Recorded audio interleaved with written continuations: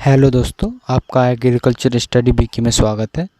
तो आज हम इस वीडियो में बात करेंगे कृषि प्रसार, जो कि आपका एग्रीकल्चर जो एक्सटेंशन है उसके जो है हम आपको यहाँ पर 112 क्वेश्चन कराएंगे।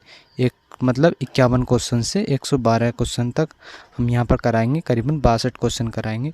और जो आपके यूपी ट्रिपल एससी है, यूपी ट्रिपल एससी में जो है आपके एजीटीए में जो है आपसे पूछे जाएंगे 5 क्वेश्चन यहाँ से पूछे जाएंगे, जो कि 5 नंबर के होंगे।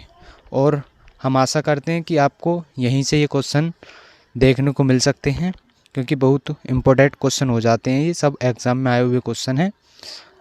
और इसमें बात करें हम जो 51 क्वेश्चन हैं, 51 क्वेश्चन से जो आगे के क्वेश्चन हैं, जो पीछे के क्वेश्चन हैं, वो क्वेश्चन जो हमने इसी चैनल पर करा दिए हैं एक वीडियो में। तो 50 क्वेश्चन से पीछे के क्वेश्चन सब चैनल में प्लेलिस्ट बनी हुई है, वहाँ से आप देख सकते हैं, या डिस्क्रिप्शन बॉक्स में लिंक दी हुई है, वहाँ से टैप कर आप देख सकते हैं। और आपके और बाकी सब्जेक्ट भी जो कि महत्वपूर्ण प्रश्न हैं वो सब हमने करा दिए हैं, आप उन्हें देख सकते हैं। तो फिर देर न करते हम वीडियो को आगे बढ़ाते हैं। और वीडियो को आगे बढ़ाने से पहले अगर आपने अभी तक चैनल को सब्सक्राइब नहीं किया है तो चैनल को ज़रूर सब्सक्राइब कर दें और वीडियो को भी लाइक ज़रूर करें। तो फिर नंबर 51 की, तो 51 से जो है ये हो जाता है, निम्न में से कौन सा दृश्य जो प्रसाधन है वो कौन सा हो जाता है। तो इनमें से दृश्य प्रसाधन बताना है कौन सा है। तो आपको 4 ऑप्शन दिए हुए हैं, इनमें से एक हो जाता है जो कठपुतली का प्रदर्शन है, एक स्लाइडर्स हो जाता है, एक नाटक हो जाता है, एक बोलती गुड़िया। तो इनमें से जो दृश्य मतलब जो देखा जा सकता है आँखों से, मतलब दृश्य जो बोला जाता है, दृश्य प्रावधान उसे जो आँखों से देखा जा सके, श्रव्य उसे बोला जाता है जो कानों से सुना जा सके। तो इसमें बताना है कौन सा हो जाता है। तो ये आपका ऑप्शन नंबर बी हो जाएगा, जो स्लाइडर्स है उसे जो है दृश्य प्रसाधन हो जाता है। इसके बारे में कुछ देख लेते हैं और क्वेश्चन इम्पोर्टेंट आया हुआ है। तो स्लाइडर्स एक दृश्य है, मतलब जो साधन है ये, और बाकी नाटक, बोलती गुड़िया और कठपुतली का प्रदर्शन, ये सभी जो हैं दृश्य श्रव्य हो जाते हैं, मतलब इन्हें सिर्फ देखा जा सकता है। तो ये और जो हो जाते हैं ये सब हो जाते हैं, जैसे कि आपकी कठपुतली का प्रदर्शन, नाटक हो जाता है, बोलती गुड़िया हो जाती है। तो ये सब हो जाते हैं आपके श्रव्य साधन। अब बात करते हैं हम आगे प्रश्न नंबर 52 की। तो 52 क्वेश्चन है आपका, मृदा स्वास्थ्य कार्ड योजना किस वर्ष शुरू की गई थी। तो ये जो योजना थी 2015 में इसे शुरू किया गया था, ऑप्शन नंबर ए। तो कुछ और अन्य योजनाएं देख लेते हैं इससे संबंधित।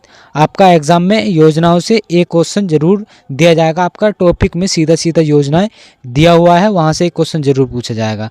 तो मृदा स्वास्थ्य कार्ड जो कार्ड योजना वो 19 फरवरी 2015 को शुरू की गई थी। प्रधानमंत्री फसल बीमा योजना तो 18 फरवरी 2016 को। प्रधानमंत्री किसान सिंचाई योजना 1 जुलाई 2015 को। प्रधानमंत्री जनधन योजना 28 अगस्त 2014 को। और प्रधानमंत्री मुद्रा योजना 8 अप्रैल 2015 को। तो यहाँ से जो है एक योजनाओं से संबंधित जरूर क्वेश्चन पूछा जा सकता है। बात करते हैं अब आगे प्रश्न नंबर 53 की।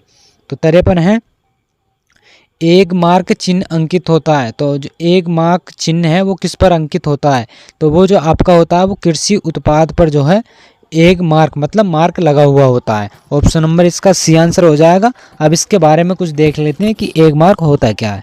तो ऑप्शन नंबर सी, तो कृषि एवं पशु उत्पादकों का श्रेणीकरण करने के लिए 1937 में कृषि उत्पाद जिसे ग्रेडिंग व मार्केटिंग अधिनियम पास किया गया था। इस कानून में 1986 में जो है किए गए संशोधन के अनुसार नियतों की जो जाने वाली जो 44 कृषि उपजों का श्रेणीकरण अनिवार्य कर दिया गया था। अब वस्तुओं का प्रमाण निश्चित करने के लिए नागपुर में एक केंद्रीय एक मार्क प्रयोगशाला जो है 22 क्षेत्रीय प्रयोगशाला स्थापित की गई थी। मतलब नागपुर में जो है ये केंद्रीय जो एक मार्क प्रयोगशाला वो स्थापित की गई थी और 22 क्षेत्रीय प्रयोगशालाएं स्थापित थी। अब श्रेणीकृत वस्तुओं पर जो एक मार्क का चिन्ह जो है लगाया जाता था। तो इसकी शुरुआत कहाँ पर की गई थी। तो नागपुर में जो है एक केंद्रीय एक मार्क प्रयोगशाला की, और 22 क्षेत्रीय प्रयोगशालाएं थी वहाँ पर स्थापित की गई थी।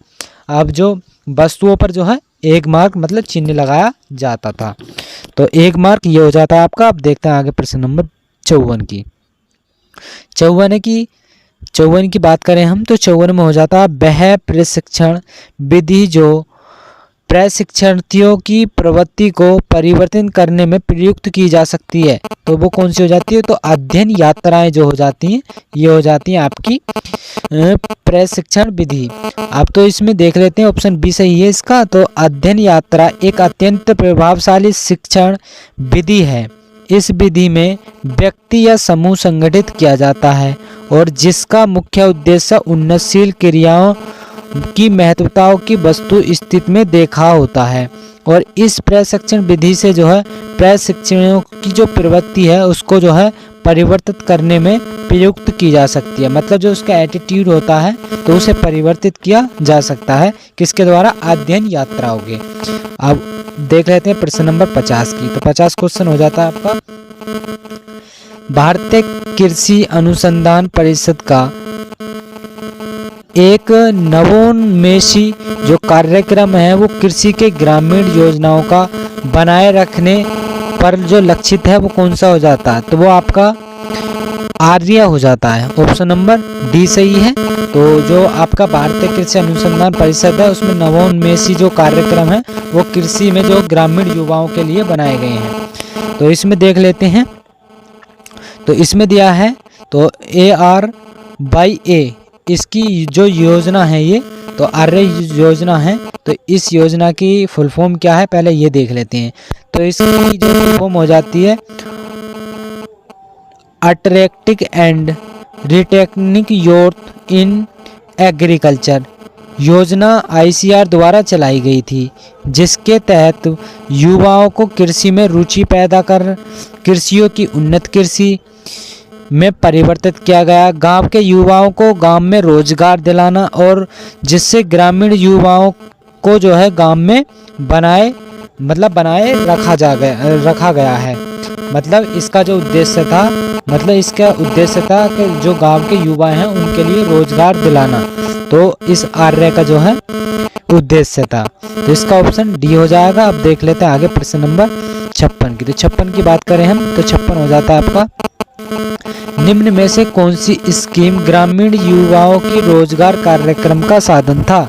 तो वो कौन सा था आपका?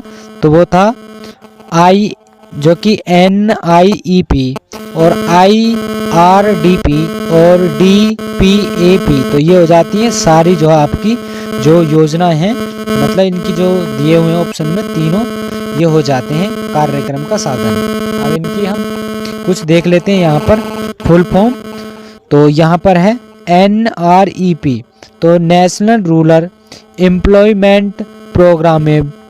यह 1980 में शुरू किया गया था और इसमें जो है ग्रामीण क्षेत्रों में रोजगार सृजन के लिए लाया गया था। अब IRDP तो ये हो जाती है इंटीग्रेटेड रूरल डेवलपमेंट प्रोग्रामेबल। तो ये हो जाती है आपकी। इसकी शुरुआत कब हुई थी? 1978 में की गई थी, जो कि स्वयं रोजगार कार्यक्रम था। और DPAP यह प्रोग्राम सूखा प्रभावित क्षेत्रों के लिए लाया गया था। बात करें आगे TRYSEM तो भारत सरकार द्वारा युवाओं के रोजगार के लिए सबसे बड़ा कार्यक्रम जो है ये चलाया गया था।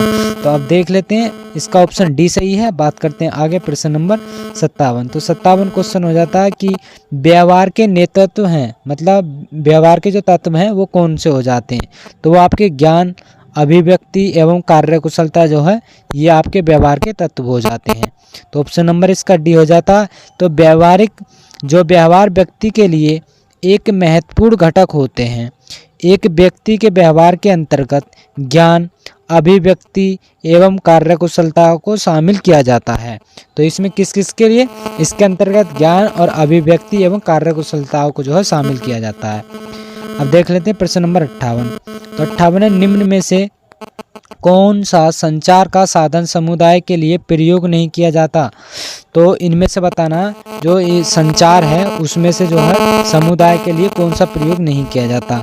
तो वो आपका हो जाता है व्यक्तिगत पत्र। ऑप्शन नंबर बी इसका आंसर हो जाता है सामान्यतः संचार का तात्पर्य एक व्यक्ति द्वारा दूसरे व्यक्ति या संस्था को सूचना या संदेश प्रेषण करने के जो प्रक्रिया है, संचार क्रियाओं में सहायक होते हैं, उसे संचार के साधन कहा जाता है। व्यक्तिगत पत्र संचार का साधन समुदाय के लिए प्रयोग नहीं किया जाता है। अब देख लेते हैं प्रश्न नंबर 59 है। तो वह व्यक्ति जो किसी नई तकनीकी को सबसे अंत में ग्रहण करता है वो क्या कहलाता है? तो जो अगर कोई नई तकनीकी आती है उसे अगर बाद में जो है ग्रहण करता है तो उसे क्या बोला जाएगा? तो उसे विलंबग्राही बोला जाएगा। ऑप्शन नंबर डी इसका आंसर हो जाता है। तो वह व्यक्ति जो कोई नई तकनीकों को सबसे अंत में ग्रहण करता है उसे विलंबग्राही मतलब उसे कहा जाएगा। तो अब देख लेते हैं आगे प्रश्न नंबर 60। तो 60 हो जाता है आपका फार्म योजनाएं क्या होती हैं? तो जो फार्म योजना वो कौन सी होती है? तो वो होती है फार्म बजटिंग जो होती है वो फार्म योजना होती है। Option number A. तो इसमें देख लेते हैं जो फार्म योजना एक बजटिंग है जिसमें योजनाओं का जो है प्राकृतिक संसाधन एवं आर्थिक कारकों के आधार पर बनाई जाती है। किसके आधार पर? प्राकृतिक संसाधनों और आर्थिक कारकों के आधार पर। देख लेते हैं प्रश्न नंबर 61 है। भारत में पहला क्षेत्रीय ग्रामीण बैंक कब खोला गया था? तो सबसे पहला कब खोला गया था? तो वो आपका 1975 में ग्रामीण बैंक सबसे पहले खोला गया था। ऑप्शन नंबर सी एग्जाम में पूछा जा सकता है, इम्पोर्टेंट है ये। तो इसमें देख लेते हैं भारत में पहला क्षेत्रीय ग्रामीण बैंक 2 अक्टूबर 1975 में खुला। एक साथ 5 क्षेत्रीय ग्रामीण बैंक स्थापित किए गए थे। उत्तर प्रदेश में मुरादाबाद में, गोरखपुर में, हरियाणा में जो है भिवानी और राजस्थान में जयपुर तथा पश्चिम बंगाल में मालदा में जो है इन बैंकों की स्थापना की गई थी। बाद में देश के अन्य भागों में इनका जो है विस्तार किया गया था। तो सबसे पहले कहाँ पर की गई थी? उत्तर प्रदेश के मुरादाबाद में और गोरखपुर में, फिर हरियाणा के भिवानी में, राजस्थान के जयपुर में और पश्चिम बंगाल के मालदा में जो है बैंकों की स्थापना की गई थी। अब देख लेते हैं प्रश्न नंबर 62 नाबार्ड। तो यहाँ से क्वेश्चन जरूर एक पूछा जाता है एग्जाम में, हर एग्जाम में। अगर एग्रीकल्चर का कोई एग्जाम है वहाँ से जो है नाबार्ड से एक क्वेश्चन जरूरी आता है। तो आप इसे अच्छी तरीके से यहाँ देख लेते हैं तो किस प्रकार से। तो नाबार्ड का कार्य मतलब मुख्य कार्य क्या है? तो नाबार्ड का यहाँ से कार्य बताना। तो नाबार्ड का जो कार्य हो जाता है वो कृषि वित्त प्रदान करने वाली संस्थाओं के लिए जो है पुनर्वित्त की जो व्यवस्था करना है। मतलब ये जो है नाबार्ड जो है लोन देने का कार्य करता है। ऑप्शन नंबर इसका सी आंसर है। अब इसके हम कुछ बारे में देख लेते हैं, इसके और कार्य अन्य। तो इसके कार्य देखते हैं हम यहाँ से। तो पहला है ग्रामीण क्षेत्र में विभिन्न ग्राम विकास कार्यक्रम के लिए निवेश व उत्पादन ऋण देने वाली संस्थाओं की शीघ्र पुनर्विलीन एजेंसी के रूप में कार्य करना। मतलब ये जो है ग्रामीण क्षेत्रों को जो है विभिन्न जो कार्यक्रम होते हैं उनके लिए ऋण देने की संस्था है और उन्हें एजेंसी के रूप में जो है कार्य करती है ये। अब दूसरा देख लेते हैं सहकारी संस्थाएं क्षेत्र ग्रामीण बैंक एवं व्यापारिक बैंकों के लिए माध्यम से सहायता प्रदान करना। मतलब जैसे सहकारी क्षेत्र संस्थाएं हैं या ग्रामीण क्षेत्रों की बैंक हैं या व्यापारिक बैंक हैं, उनके माध्यम से जो है ये सहायता प्रदान करती है। कौन? नाबार्ड। अब देख लेते हैं आगे। विकास कार्यक्रम में संलग्न सभी व्यवस्थाओं द्वारा ग्रामीण क्षेत्रों में की जा रही जो वित्तीय व्यवस्थाओं में जो है तालमेल बैठाना है। मतलब जो विभिन्न कार्यक्रम होते हैं उनमें जो है बैठकें होती हैं और ग्रामीण क्षेत्रों में जाकर मतलब वित्तीय व्यवस्था की तालमेल को बैठाना है। और आगे हो जाता है निर्धारित कृषि उद्देश्य प्राकृतिक आपदाओं के जो समय अल्पकालीन ऋण को माध्यम ऋण में परिवर्तित करने के लिए राज्य सरकारी क्षेत्र जो बैंक हैं उनका ग्रामीण क्षेत्रों में विकास के मध्यकालीन जो है ऋण प्रदान करना। मतलब जो कम समय के लिए ऋण लेते हैं उनके लिए मध्यकालीन ऋण प्रदान किया जाता है और परिवर्तन करने के साथ साथ उन्हें राज्य सहकारी बैंक तथा जो क्षेत्र ग्रामीण बैंक होते हैं उनके मध्यमकालीन जो है ऋण प्रदान करते हैं। अब आगे देख लेते हैं। तो कृषि के बड़े निवेश कार्य के लिए जो राज्य सहकारी बैंक है उससे जो है भूमि विकास बैंक, क्षेत्रीय जो ग्रामीण बैंक हैं और व्यापारिक बैंकों को मध्यकालीन व दीर्घकालीन लोन प्रदान करती है, मतलब ऋण प्रदान करती है। जैसे कि आपकी सहकारी बैंक हो गई, जो सरकारी बैंकें होती हैं, भूमि विकास बैंकें हो गई, और जो क्षेत्रीय ग्रामीण बैंकें होगी, व्यापारिक बैंकें हो गई, तो इनके लिए मध्यकालीन और दीर्घकालीन ऋण प्रदान जो है नाबार्ड के द्वारा किया जाता है। अब देख लेते हैं आगे अगला क्वेश्चन। 63 क्वेश्चन है आपका, स्वर्ण जयंती ग्राम स्वरोजगार योजना कब प्रारंभ की गई थी? तो ये अप्रैल 1999 जो है शुरू की गई थी। प्रश्न तो इसका ऑप्शन ए हो जाता है, तो ए में है स्वर्ण जयंती ग्राम स्वराज जो योजना है गांवों में रहने वाले गरीब के लिए स्वरोजगार कृषि जो योजना थी 1 अप्रैल 1999 में जो है शुरू की गई थी। इसमें पूर्व में चल रही 6 योजनाओं का विलय भी किया गया था। इस योजना का मुख्य उद्देश्य सहायता प्राप्त प्रत्येक परिवार में 30 वर्ष की अवधि में गरीब की जो गरीबी है उसे ऊपर उठाना था। इसका उद्देश्य क्या था? जो 3 वर्ष की जो अवधि है उसमें गरीबी से जो है ऊपर उठाना था। और यह योजना एक ऋण एवं सब्सिडी योजना थी और दायित्व है कि इस योजना को जो है वर्ष 2011 को जो है राष्ट्रीय ग्रामीण आजीविका मिशन जो है मतलब मिशन के रूप में जो है पुनर्गठित इसे किया गया था। तो यहाँ से जो है ये क्वेश्चन हो जाता है ए। बात करते हैं आगे प्रश्न नंबर 64 की। 64 की जो समन्वयक है ग्रामीण विकास कार्यक्रम के अंतर्गत विकास की आधारभूत इकाई कौन सी हो जाती है? तो आपकी परिवार हो जाती है। ऑप्शन नंबर डी इसका आंसर सही हो जाता है। एकीकृत ग्रामीण विकास कार्यक्रम में विकास की मूल इकाई एक परिवार होता है, क्योंकि एक परिवार समाज क्षेत्र की मूल इकाई होती है। तो क्या होती है? जो एक परिवार होता है वो समाज क्षेत्र की मूल इकाई होती है। तो अब देख लेते हैं अगला क्वेश्चन, प्रश्न नंबर 65। तो 65 क्वेश्चन है कि सघन कृषि कार्यक्रम जो प्रारंभ हुआ था वो कब हुआ था? तो वो आपका 1964 में जो है शुरू किया गया था। तो सघन कृषि कार्यक्रम जो है शुरू किया गया था और जिसकी फुल फॉर्म जो है इंटेंसिव एग्रीकल्चर एरियाज प्रोग्रामेबल जो है इसकी फुल फॉर्म हो जाती है। 1964 में भारत सरकार द्वारा चलाई गई थी। और सघन कृषि जिला कार्यक्रम 1960 में भारत सरकार द्वारा समन्वित क्षेत्र विकास कार्यक्रम जिसे IRDP बोला जाता है 1978 में जो है भारत सरकार द्वारा शुरू की गई थी। बात करते हैं 66 क्वेश्चन की। 66 है कि स्पार्ट जो सैटेलाइट सेवा कार्यक्रम किसके द्वारा प्रारंभ किया गया था? तो ये USA अमेरिका के द्वारा शुरू किया गया था। तो ये हो जाता है आपका यूनाइटेड स्टेट ऑफ अमेरिका जो है इसकी फुल फॉर्म हो जाती है USA की। अब आगे देख लेते हैं प्रश्न नंबर 67। तो 67 जो क्वेश्चन है आपका ये हो जाता है आपका ग्रामीण उधार के लिए चोटी का बैंक कौन सा है?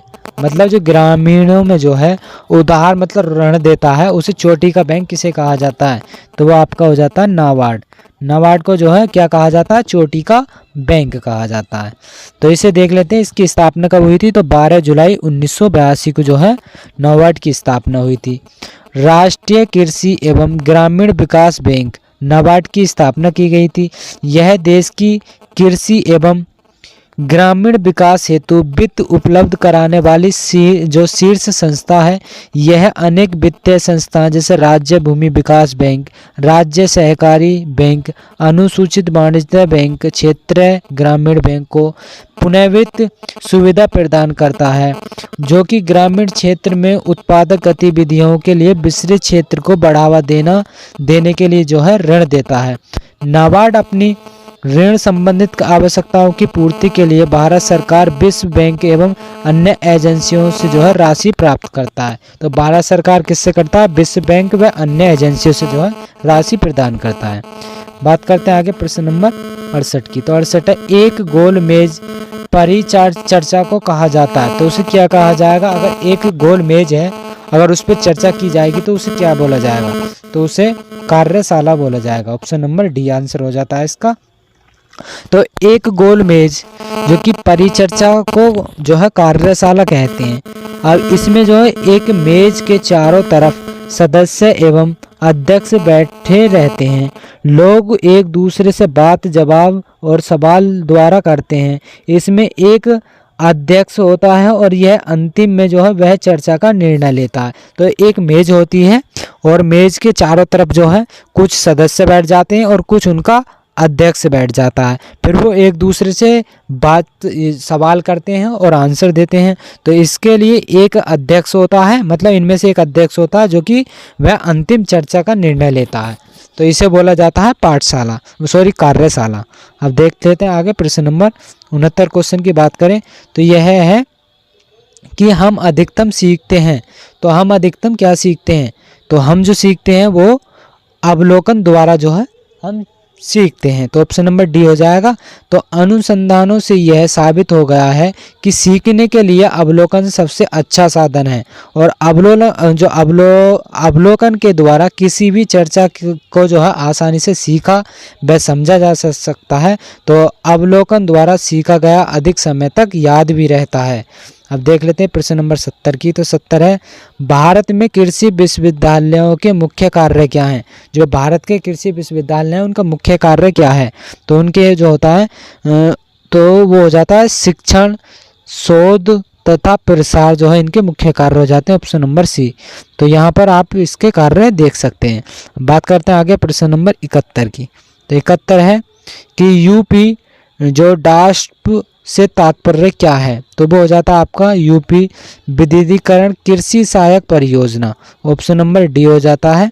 तो यूपी DASP जो कि आपकी हो जाता है, इसकी फुल फॉर्म है Uttar Pradesh diversified agriculture support project. यह परियोजना विश्व बैंक की सहायता से जो है खेती में विविधीकरण लाने के लिए 23 सितंबर 1998 में जो है लागू की गई थी। तो आप देख लेते हैं प्रश्न नंबर 72 की बात।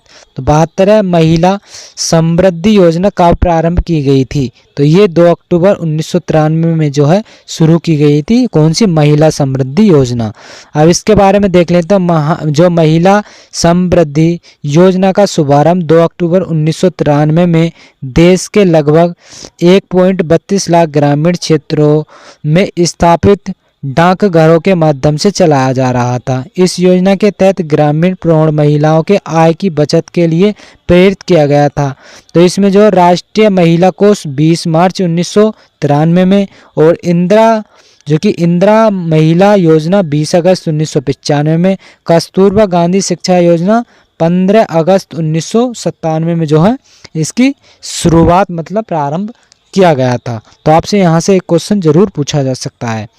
बात करते हैं आगे प्रश्न नंबर 73 की। तो इसमें है पोस्टर प्रशिक्षण सामग्री है। जो पोस्टर जो है वो कैसा सामग्री है? तो वो हो जाती है आपकी नॉन प्रोजेक्ट दृश्य सामग्री। ऑप्शन नंबर बी है इसका आंसर हो जाता है। तो नॉन प्रोजेक्ट दृश्य सामग्री पोस्ट, चार्ट, बोर्ड, फोटोग्राफ आदि। प्रोजेक्टेड दृश्य सामग्री जैसे सिनेमा, फिल्म, दूरदर्शन आदि। श्रव्य दृश्य मतलब श्रव्य सामग्री कौन से होते हैं? रेडियो हो जाता है, टेप रिकॉर्ड हो जाता है, टेलीफोन हो जाता है, मतलब जिन्हें सुना जा सकता है। बात करते हैं आगे प्रश्न नंबर 74 की। तो 74 है कि अंत्योदय योजना का जो मुख्य उद्देश्य था वो क्या था? तो उसका उद्देश्य था कि गरीबी में सबसे अधिक गरीबों की मदद करना। जो गरीबों में सबसे अधिक गरीब हैं उनकी जो मदद करना है वो अंत्योदय योजना के तहत होता। अब इसकी शुरुआत कब की गई थी? तो 25 दिसंबर 2000 को इसकी शुरुआत की गई थी। इसके तहत देश के 1 करोड़ निर्धनता परिवारों को हर माह 25 किलोग्राम खाद्य प्रदान किया गया, मतलब जो राशन है वो प्रदान किया गया। 1 अप्रैल 2002 को यह मतलब हर दर से जो है 35 किलोग्राम जो है माह से इसे दिया जाता था। कब से? 1 अप्रैल 2002 से। अब देख लेते हैं आगे प्रश्न नंबर इसका डी हो जाता है 74 का। अब आगे देखते हैं 75 क्वेश्चन की। 75 है कि जवाहर रोजगार योजना किसके द्वारा आरंभ किया गया था? तो वो आपका राजीव गांधी के द्वारा जवाहर रोजगार योजना शुरू की गई थी। इसकी शुरुआत कब की हुई थी? तो 1989 में राजीव गांधी सरकार द्वारा शुरू की गई थी। केंद्र सरकार द्वारा राष्ट्रीय ग्रामीण रोजगार कार्यक्रम और ग्रामीण भूमिहीन रोजगार कार्यक्रम को एक साथ जोड़कर 7वीं पंचवर्षीय योजनाओं के अंतर्गत 1 अप्रैल 1989 को जवाहर रोजगार योजनाओं की शुरुआत की गई थी। इस योजना का क्रियान्वयन जो 80% राशि केंद्र सरकार द्वारा और 20% राशि राज्य सरकार द्वारा प्रदान की जाती थी। तो जो जवाहर रोजगार योजना थी, इसके लिए जो मतलब जो पैसा जो फंड आता था वो किसके द्वारा आता था? तो 80% आपका राशि के द्वारा मतलब केंद्र सरकार के द्वारा, 20% राज्य सरकार के द्वारा आता था। तो इसका ऑप्शन नंबर सी हो जाता है। बात करते हैं 76 क्वेश्चन की। तो 76 है, जवाहर रोजगार योजना प्रारंभ की गई थी। तो जवाहर रोजगार जो योजना है वो प्रारंभ कब की गई थी? तो अभी पढ़ा है पीछे, तो 1989 में। तो यहाँ पर आप देख लेंगे सब वही लिखा हुआ है पीछे जो है। आप देख लेते हैं आगे प्रश्न नंबर 77। तो 77 हो जाता है आपका, भारत में फसल बीमा योजना प्रारंभ की गई थी। तो कब की गई थी? तो 1985 में जो है ये भारतवर्ष जो फसल बीमा योजना है ये शुरुआत की गई थी।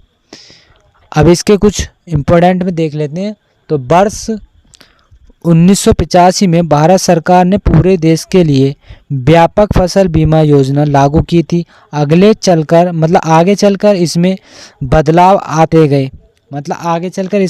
आते गए, वर्तमान में जो प्रधानमंत्री फसल बीमा योजना लागू की गई।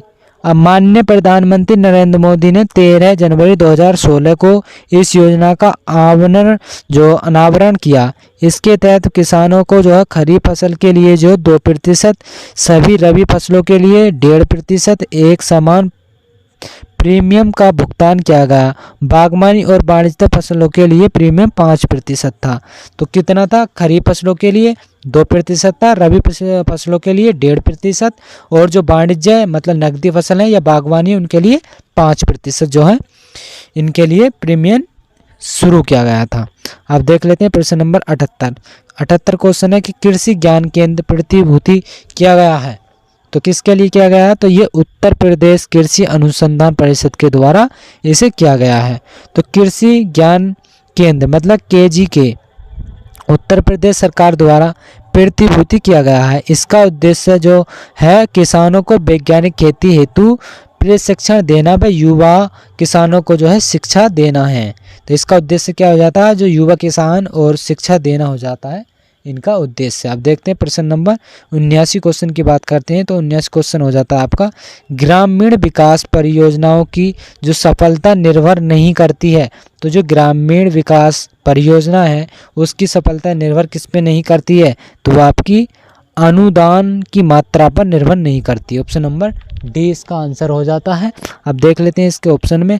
तो ग्रामीण विकास परियोजनाओं की सफलता अनुदान की मात्रा पर निर्भर नहीं बल्कि कार्यकर्ताओं के नियमित प्रशिक्षण पर, कार्यकर्ताओं के नियमित संपर्क पर, लाभार्थियों की सहभागिता तथा प्रसार विधियों पर ग्रामीण विकास परियोजनाओं का सफल निर्भर इस पर करती थी। अब आगे देख लेते हैं प्रश्न नंबर 80 की। तो 80 क्वेश्चन हो जाता है कि किस श्रेणी के अधिकतम ग्राही होते हैं। तो सबसे अधिक किस श्रेणी के अधिकतम ग्राही हो जाते हैं? तो वो पिछली ग्राही के जो है सबसे ज़्यादा हो जाते हैं। तो अंकीकरण ग्राही एक व्यक्ति, घटना, व्यवहारिक, सामाजिक, आर्थिक घटना का मानसिक प्रक्रिया है। सर्वाधिक जो ग्राही पछेती श्रेणी के होते हैं। अंगीकरण के 5 वर्ग हैं। नंबर 1 हो जाता है नवाचारक, दूसरा हो जाता है शीघ्र जो अंगीकारक, विलंब बहुसंख्यक और सुषुप्त अंगीकारक। अब इसकी कुछ परसेंटेज देख लेते हैं। जैसे नवाचारक हो जाता है तो 2.5% हो जाती है, शीघ्र अंगीकरण हो जाता है तो 13.5% हो जाती है, विलंब जो बहुसंख्यक हो जाता है 34% हो जाती है, सुषुप्त जो अंगीकारक है वो 16% हो जाती है। तो एग्जाम में यहाँ से क्वेश्चन आपसे पूछा जा सकता है। अब आगे देखते हैं हम प्रश्न नंबर 81 की। तो 81 की बात करें तो इसमें हो जाता पोस्टर के ABC का जो है अर्थ क्या हो जाता है? तो इसका अर्थ हो जाता है आकर्षण, संक्षिप्त एवं स्पष्ट। तो इसका ऑप्शन नंबर जो है बी आंसर सही हो जाएगा। पोस्ट के ABC का अर्थ हो जाता है आकर्षण, संक्षिप्त, स्पष्ट। तो इसमें जो है पोस्ट एक नॉन प्रोजेक्ट एड है। यह विराट समूह को प्रभावित करने वाला साधन है। पोस्टर के ABC का अर्थ आकर्षक, संक्षिप्त, स्पष्ट होता है। जो निम्न विशेषताएं, तो विशेषताएं इसकी केवल एक ही विचार प्रकट होना चाहिए।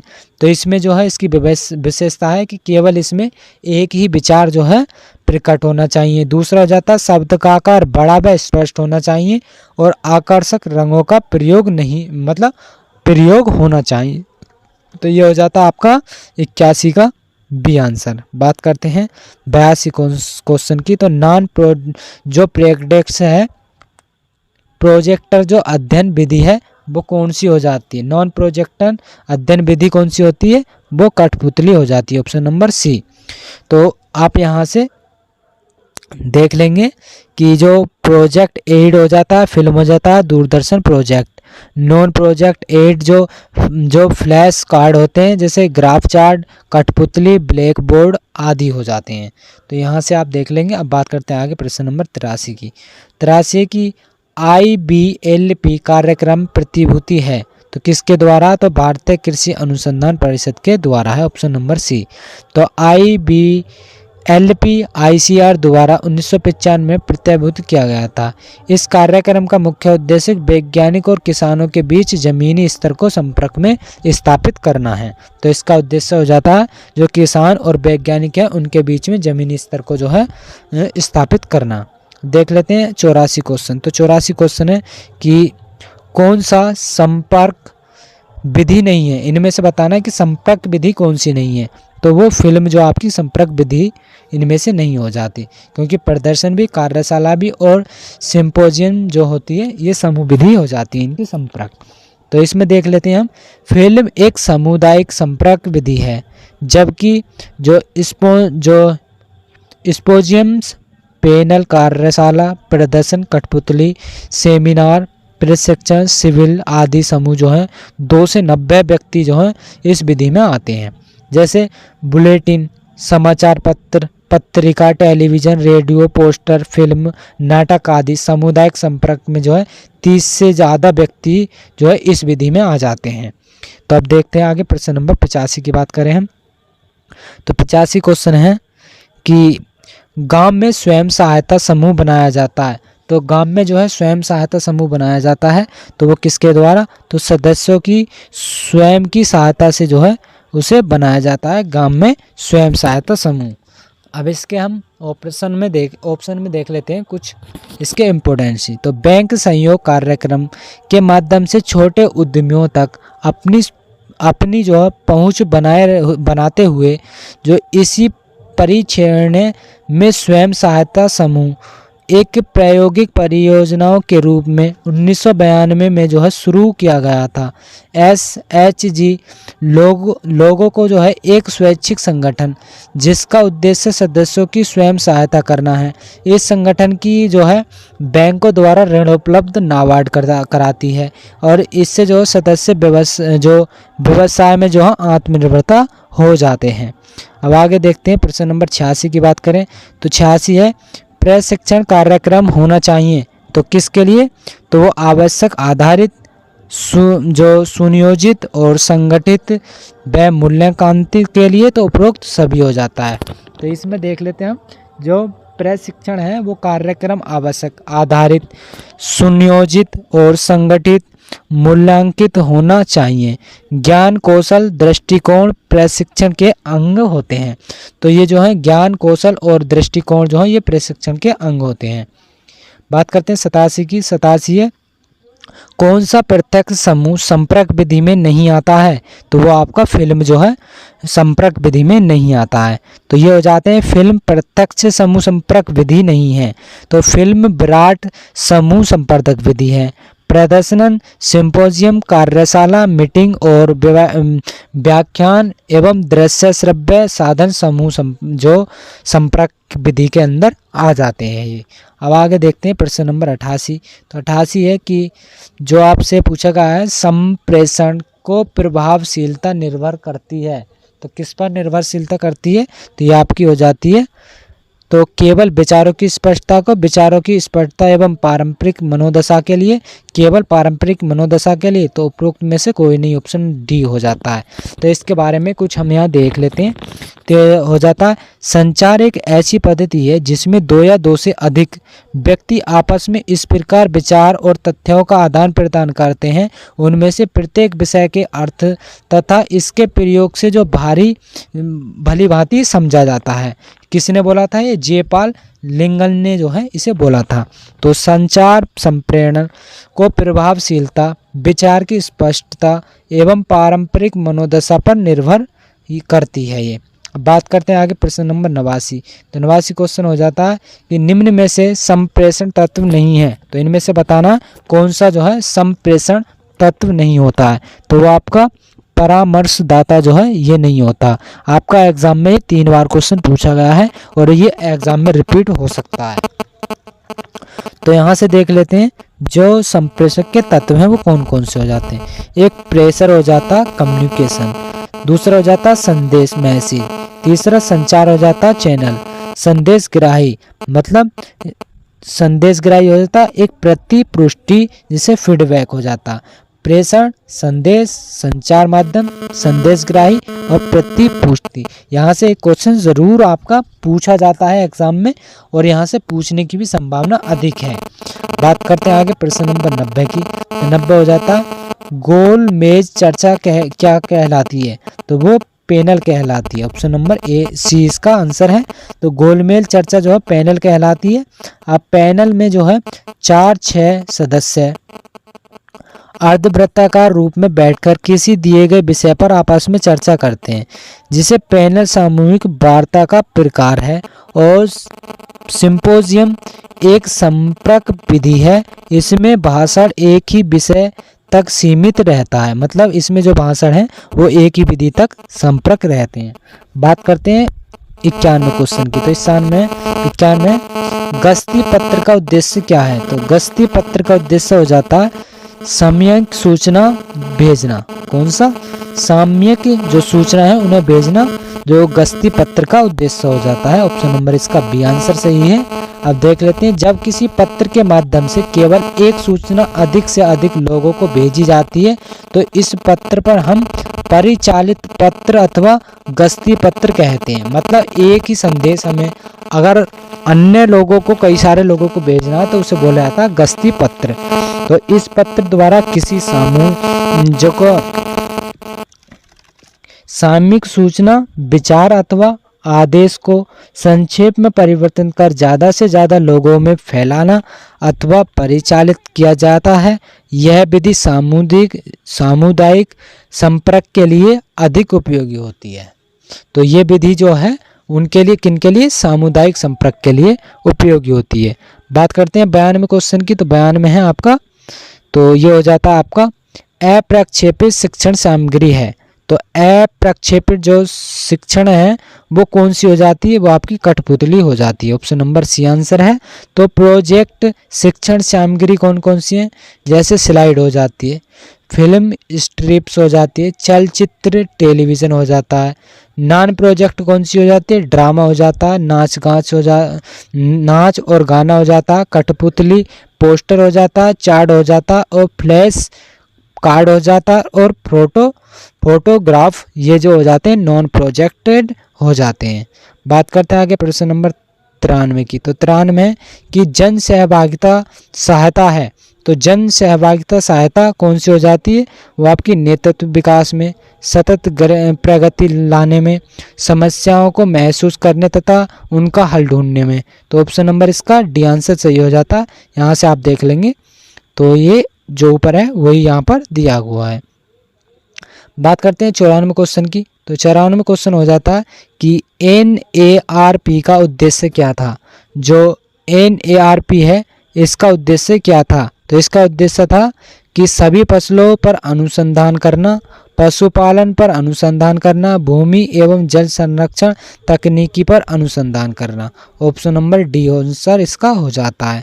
तो NARP इसके फुल फॉर्म क्या हो जाती है? नेशनल एग्रीकल्चर रिसर्च प्रोजेक्ट, राष्ट्रीय कृषि अनुसंधान परियोजना 1979 में विश्व बैंक के आर्थिक मदद से शुरू हुआ था।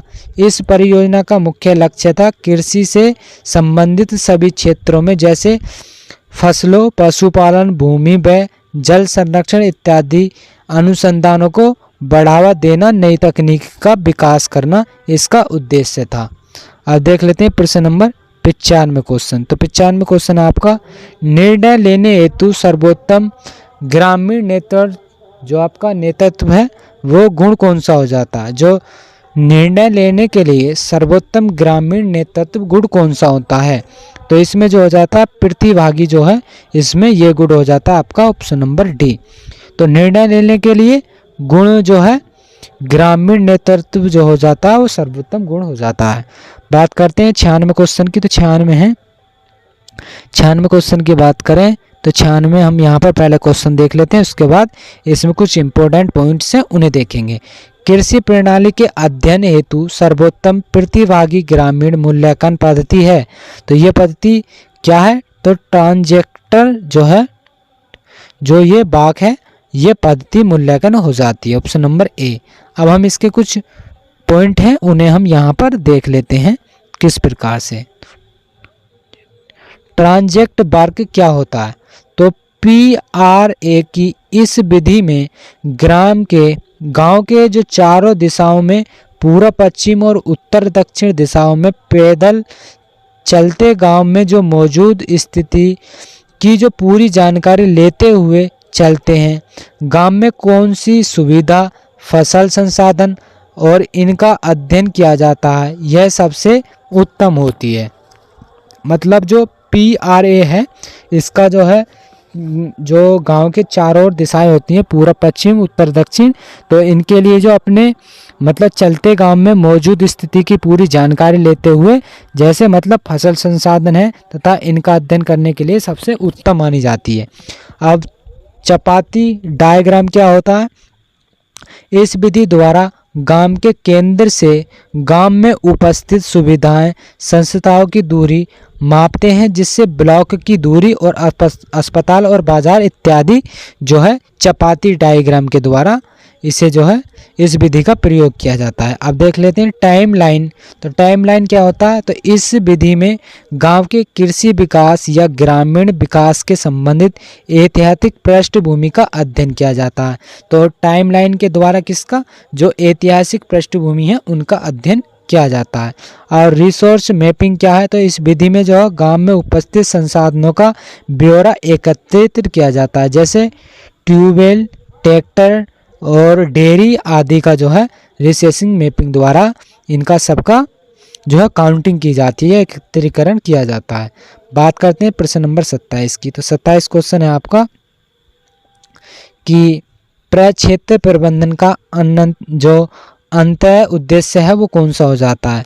तो वो आपका उपरोक्त में से कोई सा नहीं, ऑप्शन नंबर डी। तो इसमें देख लेते हम, प्रक्षेत्र प्रबंधन के अंतर्गत अध्ययन किया जाता है कि किसान अपनी सभी साधनों का प्रयोग किस स्तर पर करें, उनका अनुपात क्या रखा जाए ताकि अधिकतम आय न्यूनतम लागत पर प्राप्त की जा सके और अधिकतम लाभ की प्राप्ति कृषकों का महत्वपूर्ण उद्देश्य होते हुए भी जो अंतिम उद्देश्य नहीं होता है, और कृषकों का अंतिम उद्देश्य रहन सहन के स्तर में वृद्धि एवं पारिवारिक सदस्यों की अधिकतम जो संतोषजनक प्राप्त करना होता है। तो ऑप्शन नंबर इसका डी आंसर सही हो जाता है। बात करते हैं 98 की। 98 है कि इंडियन विलेज सर्विस प्रोग्राम प्रारंभ किया गया था। तो ये कब किया गया था? तो WH वाइजर 1947 में के द्वारा इसे शुरू किया गया था। तो Indian village service programme doctor WH Wiser द्वारा 1945 में शुरू किया गया था। सर्वोदय योजना 1948 से 50 तक, जिसके आचार्य विनोबा भावे ने शुरू की थी। और मैनथोम योजना जो है 1928 में, जो कि स्पेंसर हेज इन्होंने इनके द्वारा शुरू की थी। तो नीलोखेड़ी योजना 1948 में भारत सरकार द्वारा इसे चलाया गया था। बात करते हैं 99 क्वेश्चन की, तो 99 है राष्ट्रीय प्रसार सेवा प्रखंडों का शुभारंभ हुआ था। तो कब से हुआ था? 2 अक्टूबर 1953 से जो है राष्ट्रीय प्रसार सेवा प्रखंडों का शुभारंभ हुआ था। ऑप्शन नंबर सी हो जाएगा। तो राष्ट्रीय प्रसार जिसे NES का शुभारंभ 2 अक्टूबर 1953 को हुआ था, और जो सामुदायिक विकास कार्यक्रम है 2 अक्टूबर 1952 को इसकी शुरुआत हुई, और प्रशिक्षण एवं भेंट कार्यक्रम 1973 में शुरू की गई थी। बात करते हैं 100वां क्वेश्चन। 100वां क्वेश्चन है संप्रेषक की संप्रेषक की प्रभावशाली निर्भरता करती है। तो किस पर करती है? वो आपकी विचार की स्पष्टता एवं पारस्परिक का आग्रह पर जो है ये निर्भर करती है। तो इसका ऑप्शन नंबर बी आंसर हो जाता है। यहाँ पर आप देख लेंगे ये सब परिपक्वता आग्रह वो ही लिखा हुआ है। बात करते हैं प्रश्न नंबर 101 की। तो 1 से 1 जो हो जाता है आपका, ये होता है आपका कि सूची फर्स्ट को सेकंड से जो है नीचे दिए गए कूट से सही तरीके से मिलाना। एक तरफ संपर्क विधि है, एक तरफ तकनीकी विधि है। तो हम संपर्क विधि की बात करें पहले, तो संपर्क विधि में सामूहिक जो संपर्क है वो किससे संबंधित है? तो संपर्क जो हो जाता है वो लेकेचर से जो है वो हो जाता है। बात करते हैं ब्रॉड संपर्क किससे है? तो ये हो जाता है पत्रिका से। किससे? ब्रॉड किससे? पत्रिका से हो जाता है। बात करते हैं व्यक्तिगत संपर्क किससे हो जाता है? तो ये आपका प्रक्षेत्र एवं गृहवार से हो जाता है। सामुदायिक ये प्रदर्शनी से हो जाता है। तो इसका ऑप्शन नंबर जो है बी आंसर इसका सही हो जाएगा। यहाँ पर आप देख सकते हैं जैसे वहाँ दिया हुआ है सब यहाँ दिए हुए हैं। बात करते हैं 102 क्वेश्चन की। तो 102 है कि ग्रामीण जन अभिप्रेरित किए जा सकते हैं। जो ग्रामीण जन अभिप्रेरित हैं वो किए जा सकते हैं किसके द्वारा? तो पुरस्कार, सुविधा, प्रशासन। तो उपरोक्त सभी के द्वारा जो है इन्हें अभिप्रेरित किया जा सकता है। अब इसके बारे में कुछ देख लेते हैं। तो ग्रामीण जनमानस को जो है अभिप्रेरित करने के लिए निम्न विधि अपनाई जाती है। पुरस्कार द्वारा, सुविधा द्वारा, प्रशासन द्वारा। तो इसका विकल्प डी आंसर सही हो जाता है। बात करते हैं 103 क्वेश्चन की। कौन सा एक जनसंपर्क विधि से संबंधित है? तो वो हो जाता है प्रदर्शनीय, न्यूज़पेपर और मैगजीन जो होते हैं ये आपके जनसंपर्क से संबंधित हो जाते हैं। और देख लेते हैं प्रदर्शनीय, समाचार पत्र, पत्रिकाएं जनसंपर्क विधि हैं। और जनसंचार में विशाल जनसंख्या क्षेत्रों में अति शीघ्र सूचनाएं संदेशों में पहुंचाया जाता है। बात करते हैं 104 क्वेश्चन की। तो यह है आपका राष्ट्रीय प्रदर्शन उदाहरण कौन सा है? राष्ट्रीय प्रदर्शन उदाहरण कौन सा हो जाता है? संपूर्ण प्रदर्शन जो हो जाता है ऑप्शन नंबर सी। आप यहाँ से इसे देख लेंगे। अब बात करते हैं आगे प्रश्न नंबर 105। तो 105 हो जाता है सामान्यतः पोस्टर की विशेषता क्या है? सामान्यतः पोस्टर की विशेषता हो जाती है न्यूनतम शब्द तथा आकर्षक चिन्ह। ऑप्शन नंबर डी सी जो है इसका आंसर हो जाता है। ये विशेषता हो जाती है इसकी। तो कुछ चित्र और न्यूनतम लिखाई द्वारा जब किसी समस्याओं की ओर जनता का ध्यान आकर्षण होता है तो उसे पोस्टर कहते हैं। बात करते हैं 106 क्वेश्चन की। तो 106 क्वेश्चन की स्वरोजगार प्रशिक्षण योजना का शुभारंभ कब किया गया था? 1979 में। तो इसका जो शुरुआत थी 1979 में भारत सरकार द्वारा चलाया गया था। जवाहर योजना 1989 में शुरू की गई थी। बात करते हैं 107 क्वेश्चन की। तो 107 क्वेश्चन है कि प्रक्षेपण प्रबंध का उद्देश्य अंततः है, मतलब कौन सा है? तो वो आपका हो जाता है सकल आय, कुल लागत कम करना, कारकों का उपयोग अनुमूलन करना। तो ये ऑप्शन नंबर डी हो जाता है। कोई सा इनमें से सही नहीं है। तो हो जाता है इसमें फार्म प्रक्षेत्र प्रबंधन का मुख्य उद्देश्य अधिकतम आर्थिक लाभ प्राप्त करना है। तो फार्म जो प्रक्षेत्र है उसका उद्देश्य क्या हो जाता है? अधिकतम आर्थिक लाभ प्राप्त करना होता है। और सापेक्ष में इसका उद्देश्य को जो है निम्न ढंगों से जो है वर्गीकृत तीन उद्देश्य इसके लक्ष्य होते हैं। जैसे कि पहला हो जाता है अधिकतम उत्पादन कैसे प्राप्त किया जाएगा, और कृषि उपज का अधिकतम मूल्य कैसे प्राप्त करें। तीसरा हो जाता है उत्पादन लागत में कमी कैसे लाई जाएगी। तो ये जो होते हैं फार्म प्रक्षेत्र के 3 उद्देश्य हो जाते हैं।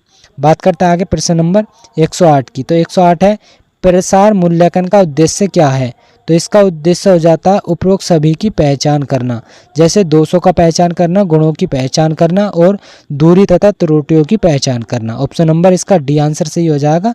बात करते हैं प्रश्न नंबर 109 की, तो इसमें है अधोलिखित कथनों को पढ़कर नीचे दिए गए कोड के अनुसार उत्तर दीजिए। तो इसमें कोड दिए हुए हैं, इनमें से आपको उत्तर बताना है। पहला हो जाता है प्रसार मूल्यांकन एक जो सुनियोजित प्रक्रिया है।